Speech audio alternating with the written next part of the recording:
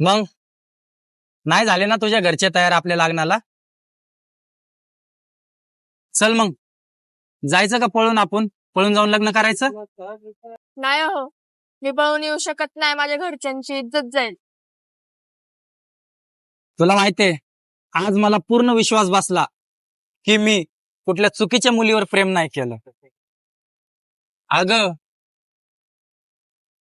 मी तर फक्त 2-3 वर्ष झालं तुझ्यावरती प्रेम करतोय, पण तुझे आई वडील गेली 20 वर्ष तुझ्यावर प्रेम करतात ते. आणि हे तू बरोबर बोललीस की तुझ्यामुळे त्यांची इज्जत गेली नाही पाहिजे.